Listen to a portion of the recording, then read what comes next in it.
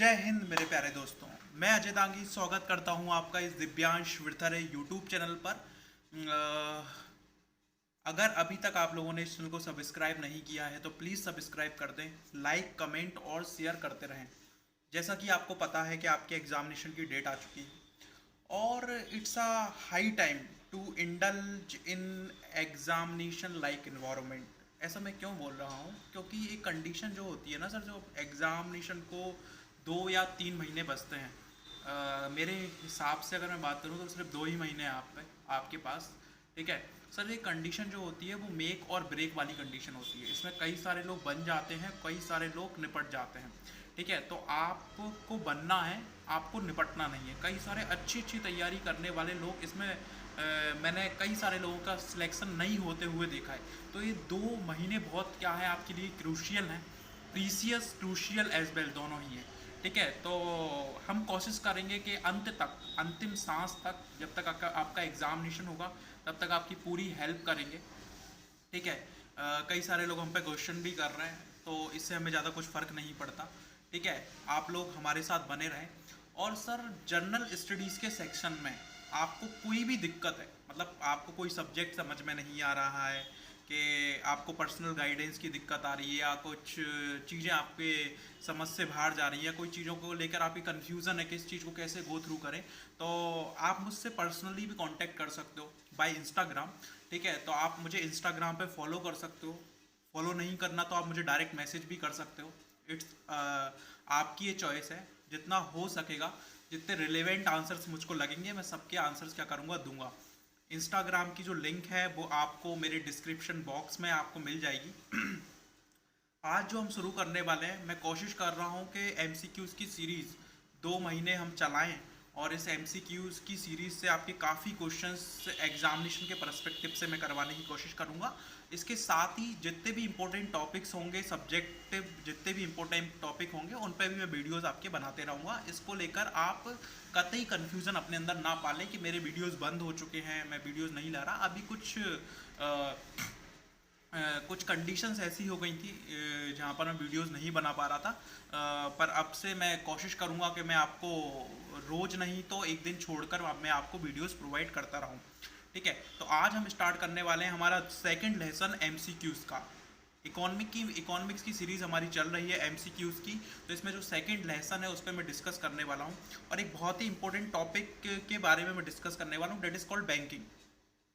जो टॉपिक है वो क्या है, आपकी बैंकिंग। एक बहुत ही इंपॉर्टेंट टॉपिक है। देखा जाए तो क्यों इंपॉर्टेंट टॉपिक हो जाता है बैंकिंग का, और मैंने क्यों उठाया इसको एमसीक्यूज में, क्योंकि अगर आप देखोगे 1 साल के दौरान बैंकिंग में बहुत सारी हलचल हुई। बैंकिंग में ज़बरदस्त तरीके की हलचल हो रही है 1-2 साल से। तो क्वेश्चन इस वाले सेक्टर से आने के चांसेस बढ़ जाते हैं। ठीक है, तो हम एक एक क्वेश्चन पर डिस्कस करते हैं। तो जो पहला क्वेश्चन है वो ये है, why which law it has been said that, किस एक नियम के अनुसार ये कहा जाता है कि जैसे जैसे हमारी इनकम बढ़ती है, ध्यान से देखना सर, जैसे हमारी इनकम बढ़ती है वैसे वैसा हमारा जो एक्सपेंडिचर है फूड के ऊपर वो कम हो जाता है। बहुत ही ध्यान से समझना इस चीज़ को। जैसे जैसे हमारी इनकम बढ़ती है, जैसे जैसे क्या होता है, हमारी इनकम बढ़ती है, वैसे वैसे हमारा जो एक्सपेंडिचर होता है फूड के ऊपर वो कम हो जाता है। एक कौन सा लॉ कहता है? पहली चीज़ तो आप ये समझ लो, बिल्कुल सही बात है कि अगर आप 1,000 रुपये महीने कमा रहे हो तो आपका बहुत ज़्यादा हिस्सा किस पे खर्च होगा, आपका फूड पे खर्च होगा। किस पे खर्च होगा? फूड पे। अगर आप 10,000 कमा रहे हो तो आपका 2,000 रुपये खर्च होगा। अगर आप 30,000 कमा रहे हो तो आपका 3,000 रुपये खर्च होगा। अगर आप देखोगे, अगर आप 1 लाख रुपये पर मंथ कमा रहे हो तो फूड पे ऑलमोस्ट आपका 5,000 रुपये खर्च होगा। कितना खर्च होगा? 5,000। अब यहाँ से आप देखना कि जब आप 1,000 रुपये कमाते थे, या आप 10,000 रुपये कमाते थे, तब 1,000 रुपये आपका इस पर क्या होता था, आपका खर्च होता था, जो ऑलमोस्ट 10% है। जो ऑलमोस्ट कितना है आपका? 10% है। बट जब आप 1 लाख रुपए कमा रहे हो और आपका सिर्फ कितना खर्च हो रहा है, आपका 2,000, 3,000, 4,000 ही कम हो रहा है, तो अगर आप देखोगे तो सिर्फ ये 2 या 3% है। कितना है? 2 या 3%। तो सिंपल सा बात ये है कि जैसे जैसे आपकी इनकम बढ़ती है, हमारा जो प्रोपोर्शन है इनकम का, कि हम जितना पहले खर्च कर रहे थे, अब वो क्या हो जाता है, आपका कम होना चालू हो जाता है। अब हम फूड पे क्या करते हैं? कम खर्च करते हैं। अब हम किस पे खर्च करना चालू कर देते हैं? एजुकेशन पे, हेल्थ पे, और भी लग्जरी आइटम्स हैं, उन पे हम खर्च करना, अपना पैसा चालू कर देते हैं। इस नियम को क्या बोलते हैं? तो सर जो नियम है, ये बहुत फेमस नियम है जिसका नाम है आपका एंजल का नियम। इसको हम क्या बोलते हैं?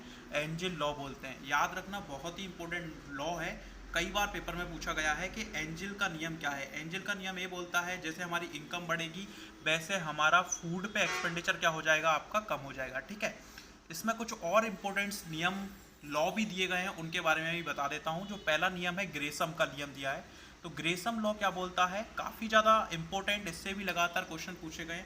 ग्रेसम लॉ ये बोलता है कि अगर दो टाइप की मनी मार्केट में आ गई, दो टाइप की मनी कौन कौन सी? एक तो बैड करेंसी और एक कौन सी? आपकी गुड करेंसी।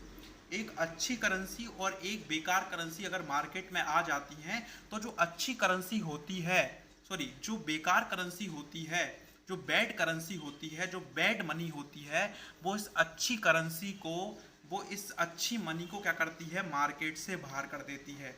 इसको हम क्या बोलते हैं? ग्रेसम का नियम बोलते हैं। क्या बोलते हैं? ग्रेसम का लॉ। ठीक है। सेकंड इंपॉर्टेंट लॉ जो दिया है वो दिया है आपका से का नियम, सेज लॉ। इसको जेबी से के नाम से भी जानते हैं कि ये जो इकोनॉमिस्ट थे जेबी सो, अमेरिका के बहुत बड़े इकोनॉमिस्ट रहे हैं। इतने बड़े इकोनॉमिस्ट रहे हैं कि जो 1929 का जो ग्रेट डिप्रेशन आया था, 20वीं सदी की जो सबसे खतरनाक जो मंदी आई थी 1929 की, वो इस महाशय की वजह से आई थी, जेबी से के वजह से। क्यों आई थी वो मंदी? क्योंकि ये एक बात बोलता था, लगातार बड़बड़ाता रहता था एक बात ये लगातार, कि सप्लाई जो होती है, सप्लाई जो होती है वो अपनी डिमांड खुद क्रिएट करती है। Supply create its own demand. ये क्या बोलता रहता था? Supply creates its own demand. ये इसका एक नियम था। मैं आपको बता देता हूँ क्या था। ये बोलता था आप बनाते जाओ, आप चीज़ों को प्रोड्यूस करते जाओ, लोग बाग अपने आप खरीदेंगे। भाई कैसे खरीदेंगे यार? तब डिमांड ही नहीं होगी, लोगों के पास पैसा ही नहीं होगा, तो कैसे खरीद लेंगे? बट इससे कोई मतलब नहीं था। ये बोलता था आप तो बनाते जाओ, आप दनादन दनादन दनादन क्या करते जाओ? बनाते जाओ, अपने आप लोग इस चीज़ को क्या करेंगे? खरीदेंगे। पागल टाइप का था थोड़ा सा, तो आप इसको याद रखना। Supply creates its own demand, इसका क्या था? ये लॉ था। तो 3 लॉ जो इकोनॉमिक्स के बहुत ही इंपॉर्टेंट लॉ हैं और कई बार आपके पेपर में पूछे गए हैं, तो इनको आप याद रखना। ठीक है, नेक्स्ट क्वेश्चन पे मैं आपका आ जाता हूँ। नेक्स्ट क्वेश्चन क्या बोलता है? नेक्स्ट क्वेश्चन ये बोलता है कि which of the following is not considered as a national डेब्ट। अब सर ऐसे क्वेश्चन आए और पेपर में बच्चा बड़ा कंफ्यूज हो जाता है। बच्चा कहता है यार पता नहीं कब पूछ लिया यार, ये तो बहुत ही खतरनाक सी चीज़ है कि हमें कुछ समझ में भी नहीं आती है, कहीं पर लिखा भी नहीं था, पढ़ के भी गए तब भी दिमाग के बिल्कुल ऊपर से जा रही है ये चीज़। तो नेशनल डेब्ट, पहली चीज़ तो आप समझो डेब्ट का मतलब क्या होता है? डेब्ट का मतलब होता है उधारी। डेब्ट का मतलब क्या है? उधारी। आपने किसी से पैसा लिया और अब आपको उसे, जैसे मान लो मैंने किसी से 100 रुपये लिए, तो मुझ पर कितने रुपए की डेब्ट हो गई? 100 रुपये की। 100 रुपये की उधारी हो गई। इस उधारी को मैं डेब्ट बोलता हूँ इकोनॉमिक्स की भाषा में। ठीक है, अब ये 100 रुपये मुझे किसी को क्या करने पड़ेंगे? चुकाने पड़ेंगे। अब बात किसकी कर रहा है? नेशनल डेब्ट की बात कर रहा है। किसकी बात कर रहा है? नेशनल। नेशनल का मतलब होता है आपकी सरकार, गवर्नमेंट। नेशनल का मतलब क्या होता है? सरकार या गवर्नमेंट। तो ये पूछ रहा है इनमें से बताइए सरकार की उधारी कौन सी नहीं है? इनमें से मतलब सरकार की उधारी कौन सी नहीं है? अब सर सरकार कौन कौन से उधार करती है? तो नेशनल सेविंग सर्टिफिकेट। अब जो सरकार नेशनली वर्ड लगाया, आगे कौन सा वर्ड लगाया? नेशनल। अरे सरकार का सेविंग सर्टिफिकेट है यार। सरकार ने अपनी सेविंग के लिए कहीं से पैसा लिया है, कहीं से पैसा लिया है तो सरकार को पैसा चुकाना है, तो जाहिर सी बात है ये तो सरकार की उधारी है। Long term government bond. अब गवर्नमेंट का बॉन्ड है भैया, गवर्नमेंट ने किसी से पैसा लिया है और उसे क्या पकड़ाया है? बॉन्ड पकड़ाया है। अब पर्टिकुलर टाइम के बाद गवर्नमेंट को पैसा क्या करना पड़ेगा? आपका चुकाना पड़ेगा। तो ये भी गवर्नमेंट की क्या है? उधारी है। प्रोविडेंट फंड, जो गवर्नमेंट एम्प्लॉय होते हैं, गवर्नमेंट उनका कुछ हिस्सा क्या करती है? आपका ले लेती है, उनकी सैलरी में से काट देती है, पर वो गवर्नमेंट का पैसा नहीं होता। जब वो रिटायर वगैरह होते हैं उस पैसे को गवर्नमेंट को क्या करना पड़ता है? चुकाना पड़ता है, देना पड़ता है। तो ये सब की सब गवर्नमेंट की उधारी है।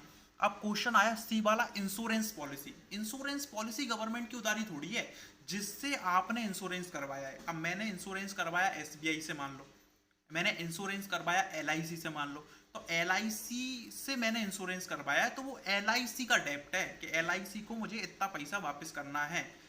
एलआईसी मुझे इतना पैसा क्या करेगी? वापस करेगी। वो एलआईसी का डेप्ट है, गवर्नमेंट का थोड़ी डेप्ट है। वो एसबीआई का डेप्ट है, गवर्नमेंट का थोड़ी है। तो इंश्योरेंस पॉलिसी इसका क्या हो जाएगा? आंसर हो जाएगा। नेशनल डेप्ट पूछा था, मतलब गवर्नमेंट की कौन सी उधारी है। ठीक है, होप आपको समझ में आया होगा। मैं नेक्स्ट क्वेश्चन पे आता हूँ। क्वेश्चन ये पूछ रहा है कि बताइए इनमें से कौन सा open bank for small industry. Question A बोल रहा है कि इनमें से बताइए कौन सा एक बैंक जो है वो स्मॉल इंडस्ट्रीज के लिए, वेरी इंपॉर्टेंट, स्मॉल इंडस्ट्री, जो आपकी छोटी छोटी इंडस्ट्रीज हैं जिनको दूसरे वर्ड में हम एमएसएमई बोलते हैं। क्या बोलते हैं? एमएसएमई। याद रखना, micro small medium small micro enterprises, इनको क्या बोलते हैं आपका? Medium small micro enterprises, MSME. इनके लिए कौन सा बैंक काम कर रहा है? तो sir it's a very important bank called SIDBI. कौन काम कर रहा है आपका? सिडबी काम कर रहा है, small industrial development bank of India. क्या क्या फुल फॉर्म है इसकी? Small industrial development bank of India. जो स्मॉल इंडस्ट्रीज हैं उनके डेवलपमेंट के लिए एक बैंक काम कर रहा है जिसका नाम क्या है आपका? सिडबी है। सर ए 1990 में बना था। कब बना था? वेरी इंपॉर्टेंट, 1990 में गवर्नमेंट ऑफ इंडिया ने इसको बनाया था। ठीक है, गवर्नमेंट ऑफ इंडिया का ये बैंक है। HQ इसका लखनऊ में है। याद रखना, कई बार इसका HQ पूछा गया है कि इसका HQ कहाँ है। कहाँ पर इसका HQ है? लखनऊ में इसका क्या है आपका? HQ है। कब बना था? 1990 में बना था। किसके लिए काम करता है? तो छोटी छोटी इंडस्ट्रीज़ हैं, तो छोटी छोटी आपकी MSME है, उनको लोन्स वगैरह क्या करवाता है आपका? प्रोवाइड करवाता है। ठीक है, तो आप इसको याद रखना। यहीं से बैंक है आपका IDBI।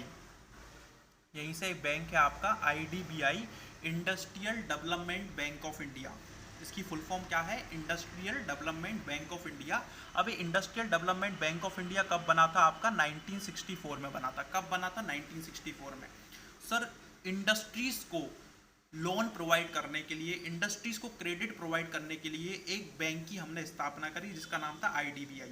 अब हो क्या रहा था सर? बड़ी बड़ी इंडस्ट्रीज को तो लोन मिल जाता था पर छोटी छोटी इंडस्ट्रीज को लोन नहीं मिलता था, तो हमने एक IDBI की ही सब्सिडरी एक बैंक बनाया। IDBI के ही अंतर्गत एक काम करता था जिसका नाम क्या था आपका? सिडबी।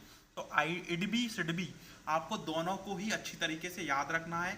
एक बैंक है जो 1964 में बना था बड़ी बड़ी इंडस्ट्रीज के लिए, और एक छोटा बैंक है सिडबी जो कहाँ पर बना आपका? 1990 में बना था। ठीक है, अगला क्वेश्चन वही आ जाता है कि IDBI की स्थापना कब हुई? तो मैंने आपको बताया इसकी स्थापना कब हुई थी आपकी? 1964 में। कब इसकी स्थापना की गई? 1964 में। ठीक है, नेक्स्ट क्वेश्चन काफी ज्यादा इंपॉर्टेंट है। क्वेश्चन ये पूछता है कि under the rules of the IMF each member is required to declare the par value of its legal tender money in terms of US dollar and. Sir पहली चीज मैं आपको बता दूं कि IMF एक ऐसा संगठन है जो कब बना था? 1945 में बना था। कब बना था? 1945 में बना था। इसके मेंबर कितने हैं? 189 इसके क्या है? मेंबर कंट्रीज हैं। जो भी इसके मेंबर्स हैं उनको कुछ पैसा IMF के पास रखना पड़ता है, कुछ शेयर जो है वो IMF के पास क्या करना पड़ता है? रखना पड़ता है, तभी IMF उनको आगे जाके पैसा उधार देता है। ठीक है, तो वो IMF का कुछ शेयर IMF के पास रखना पड़ता है। अब वो शेयर किसके फॉर्म में रखना पड़ता है? तो सर जो पैसा रखना पड़ता है, जिस एक चीज के फॉर्म में रखना पड़ता है उसको हम बोलते हैं SDR। उसको हम क्या बोलते हैं? उस एक कंट्री का SDR बोलते हैं। SDR IMF की क्या है? ऐसा मान सकते हो जो IMF की करेंसी है उसका एक चिन्ह है, उसका एक क्या है आपका साइन है, जो क्या है जिसके लिए जिसको IMF क्या कर रहा है आपका? यूज कर रहा है। इसको हम पेपर गोल्ड के नाम से भी जानते हैं। किसके नाम से भी जानते हैं? पेपर गोल्ड के नाम से भी जानते हैं। फुल फॉर्म इसकी होती है स्पेशल ड्रॉइंग राइट। इसकी फुल फॉर्म क्या होती है? स्पेशल ड्रॉइंग राइट होती है। अब जो SDR की वैल्यू है, SDR की जो वैल्यू है वो किनके बेसिस पे बनती है? तो फिर IMF की एक बास्केट है करेंसी की। IMF के पास एक बास्केट है करेंसी की, उसके बेसिस पे हम SDR की वैल्यू को डिटरमाइन करते हैं। और उस बास्केट में कौन कौन सी करेंसी आती हैं? तो सबसे पहले आता है डॉलर, फिर आता है यूरो, फिर आता है पाउंड स्टेरलिंग, फिर आता है जापानीज येन, और फिर आता है आपका चाइनीज। ठीक है, चाइनीज करेंसी। तो सिंपल सी बात है, ये सब के सब क्या है आपके?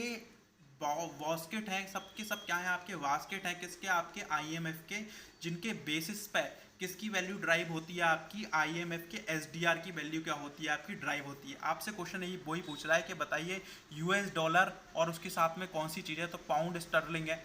यूरो भी होता है पर ऑप्शन में गोल्ड डायमंड सिल्वर लिखा है, और एक साथ में क्या लिखा है? Pound sterling. तो आंसर क्या हो जाएगा आपका? पाउंड स्टर्लिंग हो जाएगा। ठीक है, कोई दिक्कत इसमें? चलते हैं हम आगे। क्वेश्चन बोलता है कि बताइए भारत में इंपीरियल बैंक ऑफ इंडिया के नाम से किस एक बैंक को जाना जाता था। भारत में इंपीरियल बैंक ऑफ इंडिया के नाम से किस एक बैंक को जाना जाता था। तो सर मैं आपको थोड़ा सा पीछे लेके चलता हूँ। भारत में पहले के टाइम 3 बैंक बनाए गए। पहले के टाइम क्या होता है, भारत में 3 बैंक क्या करे गए, आपके बनाए गए। अगर मैं आपसे बात करूं तो भारत में 3 प्रेसिडेंसी हैं। क्या है? 3 प्रेसिडेंसी थी भारत में। कौन कौन सी प्रेसिडेंसी थी आपको पता है? एक तो कलकत्ता, ठीक है, बंगाल प्रेसिडेंसी, मद्रास प्रेसिडेंसी और बॉम्बे प्रेसिडेंसी। 3 प्रेसिडेंसी थी। ये 3 प्रमुख हेडक्वार्टर थे ब्रिटिश अंग्रेजों के। इन तीनों हेडक्वार्टर में अंग्रेजों ने एक एक बैंक बनाया, जिसको बोला गया बैंक ऑफ कलकत्ता, जिसको बोला गया बैंक ऑफ मद्रास और जिसको क्या बोला गया आपका बैंक ऑफ बॉम्बे। ये 3 बैंक बनते हैं, ठीक है। 3 बैंकों की शुरुआत होती है। एक बना 1806 में, एक बना 1840 में और एक बना कब आपका, एक कब बना आपका 1843 में। तो 3 डेट आप याद रखना, सॉरी 1806, 1840 और 1843 में 3 बैंक बनते हैं, 3 प्रेसिडेंसी बैंक बनते हैं। अब ये 3 प्रेसिडेंसी बैंकों को मिलाकर, इन 3 प्रेसिडेंसी बैंकों को मिलाकर 1921 में हमने एक बैंक बनाया जिसका नाम था इंपीरियल बैंक ऑफ इंडिया। जिसका नाम क्या था? Imperial bank of India. कौन से 3 बैंकों को मिलाकर? जो प्रेसिडेंसी बैंक थे उन तीनों को मिलाकर हमने एक बैंक बनाया जिसका नाम क्या था आपका? Imperial bank of India. इसका क्या था? आपका नाम था। अब इंपीरियल बैंक ऑफ इंडिया हमने बना दिया। इस इंपीरियल बैंक ऑफ इंडिया को 1955 में 1955 में नेशनलाइज्ड करा गया। नेशनलाइज्ड का मतलब मैं आपको बता देता हूँ। ऐसा बैंक जो पहले ब्रिटिशर्स अंग्रेज वगैरह का रहा था, इसमें किसका पैसा लगा हुआ था? अंग्रेजों का पैसा लगा हुआ था। इस पैसे को पूरा का पूरा, इसकी जो ओनरशिप है वो पूरी की पूरी भारतीय ने क्या करी, गवर्नमेंट ऑफ इंडिया ने क्या कर ली, अपने अंदर रख लिया। पूरी की पूरी जो कैपिटल थी वो गवर्नमेंट ऑफ इंडिया ने खरीद ली। तो इस प्रकार से इस चीज़ को हम नेशनलाइजेशन बोलते हैं, राष्ट्रीयकरण बोलते हैं। तो इसका क्या होता है? नेशनलाइज्ड होता है। और नेशनलाइजेशन होने के बाद इसका नाम क्या रख दिया गया? स्टेट बैंक ऑफ इंडिया रख दिया गया। क्या रख दिया गया? State bank of India. तो स्टेट बैंक ऑफ इंडिया कब बना आपका? एसबीआई कब बना? 1955 में बना। जो पहले किसके नाम से जाना जाता था? इंपीरियल बैंक ऑफ इंडिया के नाम से जाना जाता था। किसके नाम से जाना जाता था? इंपीरियल बैंक ऑफ इंडिया के नाम से। मैं आपको पीएनबी के बारे में थोड़ा सा बता देता हूं। तो पीएनबी जो बना था सर वो 1894 में बना था। कब बना था? 1894 में।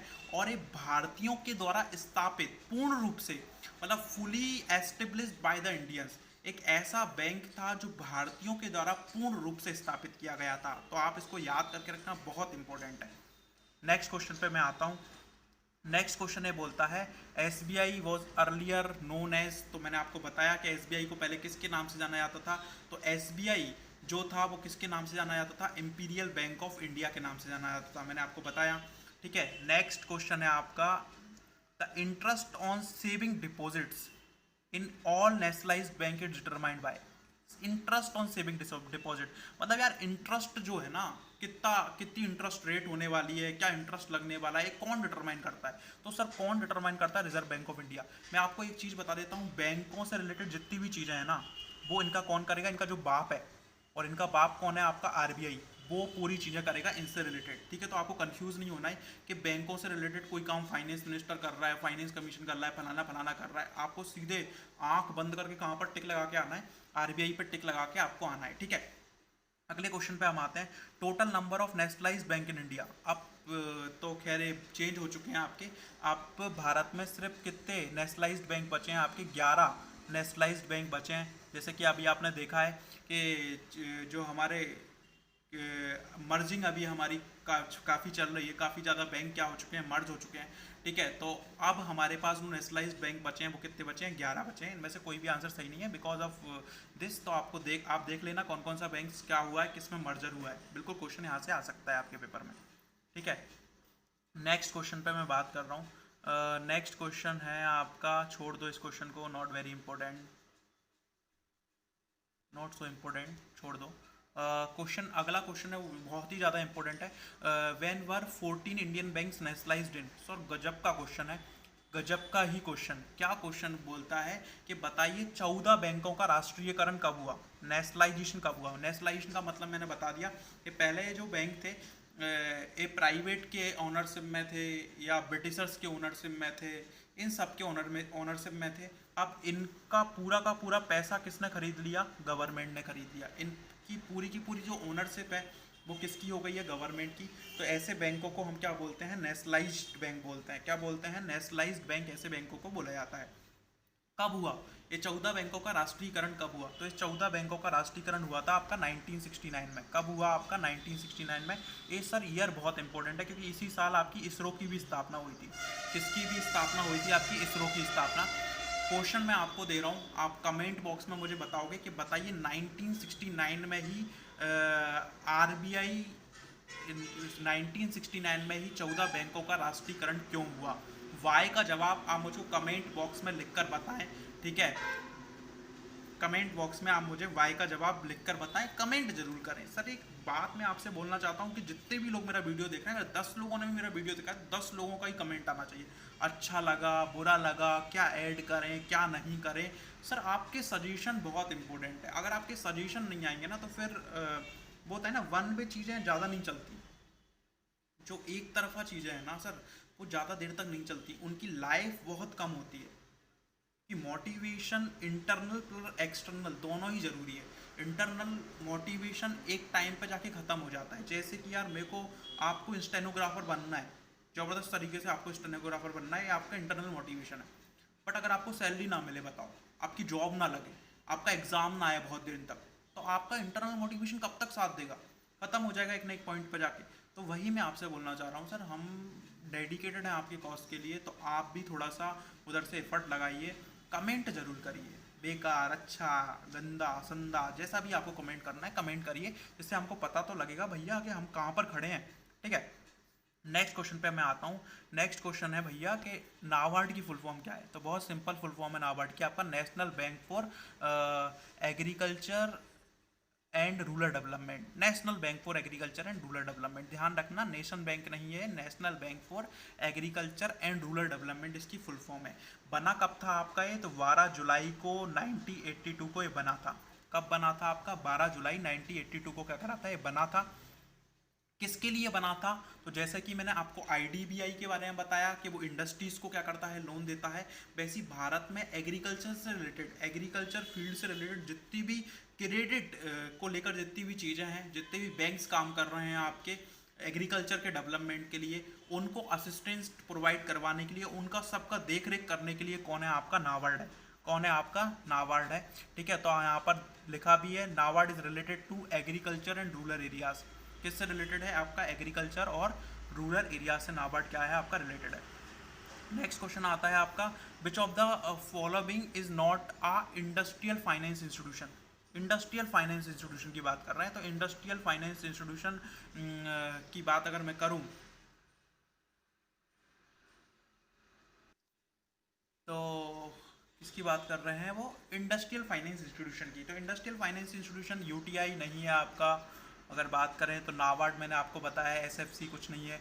आईसीआईसीआई, आईसीआईसीआई क्या है आपका, तो आईसीआईसी क्या है, investment credit corporation of India. Investment credit corporation of India, industrial corporation of India एक ऐसा बैंक था जो इंडस्ट्रियल जितनी भी इंडस्ट्रीज थी उनको फाइनेंस करने के लिए कब बना था, आपका 1955 में बना था। कब बना था, 1955 में, जो कि आज एक बड़ा लार्जेस्ट प्राइवेट कॉमर्शियल बैंक में क्या हो चुका है, आपका कन्वर्ट हो चुका है। तो आप याद रखोगे इसका आंसर क्या है, आपका आईसीआईसीआई कब बना था, 1955 में बना था। किसके लिए बना था, इंडस्ट्रियल फाइनेंस के लिए बना था, ठीक है। नेक्स्ट क्वेश्चन पे मैं आता हूँ कि 1 रुपी नोट पे, 1 रुपया के नोट पे कौन साइन करता है, तो 1 रुपी नोट पे आप ध्यान रखना फाइनेंस सेक्रेटरी के साइन होते हैं। किसके साइन होते हैं, फाइनेंस सेक्रेटरी के। फाइनेंस मिनिस्टर के नहीं होते, आरबीआई के गवर्नर के नहीं होते, किसके साइन होते हैं, फाइनेंस सेक्रेटरी के साइन होते हैं। इससे ऊपर का जितना बड़ा नोट है, सिक्का, नोट, जो भी कुछ है आपका, उस सब पे किसके साइन होंगे, आपके गवर्नर ऑफ इंडिया के होंगे। किसके साइन होंगे, आपके गवर्नर ऑफ इंडिया के। नेक्स्ट क्वेश्चन बड़ा ही इंपॉर्टेंट क्वेश्चन है आपका कि डेसिमल सिस्टम कब आया। डेसिमल सिस्टम कब आया भैया, भारत में डेसिमल सिस्टम की शुरुआत कब से होती है। तो डेसिमल सिस्टम जो था भारत में वो 1957 में आया। कब से आया भारत में डेसिमल सिस्टम? 1957 से आया। इस टाइम दो सिस्टम आए गए, एक तो मिनिमम रिजर्व प्रणाली आरबीआई ने अपनाई। कौन सी प्रणाली आरबीआई ने अपनाई? मिनिमम रिजर्व प्रणाली। और दूसरा सिस्टम जो आरबीआई ने अपनाया वो था आपका डेसिमल सिस्टम। डेसिमल सिस्टम से पहले आपको पता होगा 16 मोला आने आते थे। कौन से सिस्टम चलता था? 16 आने, 8 आने, जो भी चलता था आपका। आज का जो सिस्टम है वो 100 पैसे हैं। कितने हैं आपके? 100 पैसे। इस टाइप का सिस्टम आपका चलता है, आपका 1 रुपये 100 पैसे। That is called decimal system. ये कौन सा सिस्टम है आपका? डेसिमल। दूसरा सिस्टम जो आरबीआई ने अडॉप्ट करा था that is called minimum reserve system. Minimum reserve system में क्या होता था सर के मिनिमम रिजर्व सिस्टम में क्या होता है, आरबीआई को अगर नोट छापना है तो उसके पास कुछ मिनिमम रिजर्व में पैसा पड़ा होना चाहिए, जो किस किस के फॉर्म में होना चाहिए? आपका गोल्ड के फॉर्म में होना चाहिए और फॉरेन करेंसी के रूप में होना चाहिए। किस किस के फॉर्म में होना चाहिए? गोल्ड के रूप में और फॉरेन करेंसी के रूप में। इसमें गोल्ड जो होना चाहिए वो 115 करोड़ का होना चाहिए और फॉरेन करेंसी कितने की होनी चाहिए आपकी? 85 करोड़ की। तो लगभग 200 करोड़ का मिनिमम रिजर्व आरबीआई को आज के टाइम पे क्या करना पड़ता है? आपका मेंटेन करना पड़ता है। किसके फॉर्म में? गोल्ड और फॉरेन करेंसी के फॉर्म में। ठीक है। नेक्स्ट क्वेश्चन है what is bank rate. Next question है कि बैंक रेट क्या है? तो एक ऐसी रेट, सर ऐसी रेट जिस पे आरबीआई जो है वो कॉमर्शियल बैंक्स को क्या करता है? पैसा उधार देता है। या ऐसी रेट जिस पे कॉमर्शियल बैंक आरबीआई से क्या करते हैं? आपका पैसा उधार लेते हैं लॉन्ग टर्म के लिए। किसके लिए? लॉन्ग टर्म के लिए। ऐसी रेट को हम क्या बोलते हैं? बैंक रेट बोलते हैं। क्या बोलते हैं? बैंक रेट बोलते हैं। तो लिखा भी है at which commercial banks borrow money from RBI. ऐसी रेट जिस पे कॉमर्शियल बैंक क्या करते हैं? आरबीआई से पैसा उधार लेते हैं, जिसको हम क्या बोलते हैं? बैंक रेट बोलते हैं। ठीक है। तो आज के सेशन को यहीं पर रोकते हैं। कुछ और एमसीक्यूज बचे हुए हैं बैंकिंग के, वो मैं एक या दो अपने अगले सेशंस में इसको क्या कर पाऊँगा? कंप्लीट कर पाऊँगा। इसके बाद शायद ही ऐसा कोई क्वेश्चन होगा जो बैंकिंग सेक्टर से आपका बाहर जाएगा। अगर आप ये वीडियो देख लेते हो तो बैंकिंग सेक्टर आपका लगभग कंप्लीट हो जाएगा। ठीक है। तो थैंक यू सो मच।